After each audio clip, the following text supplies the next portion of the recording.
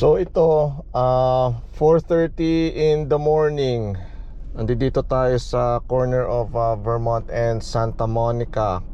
So ang setup ko, kung hopefully makikita ninyo, dito sa may kanan ko, nakasabit sa windshield or naka-attach sa windshield yung isa kong cellphone para siya ang gagana na time-lapse photography.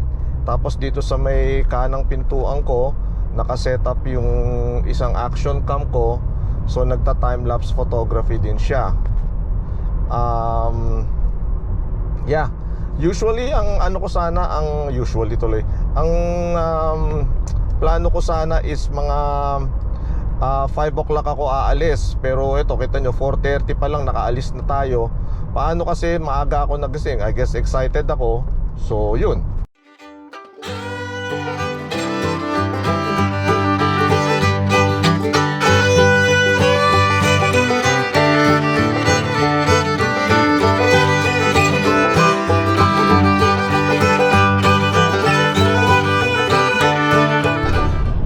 Grabe dito, time check, magsi 6 o'clock pa lang. Ang temperature 75 degrees na Fahrenheit. Grabe. Magano kaya kainit dito? Kasi bakit? Disyerto kasi itong area na to eh.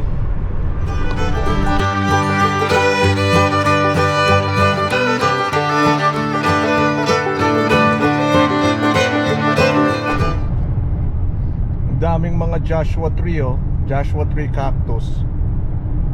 Yan oh. Usually sinasabi nila tumutubo daw yan 1 inch per year. So pag tinignan nyo, siguro hundreds and hundreds of years na yung mga yan.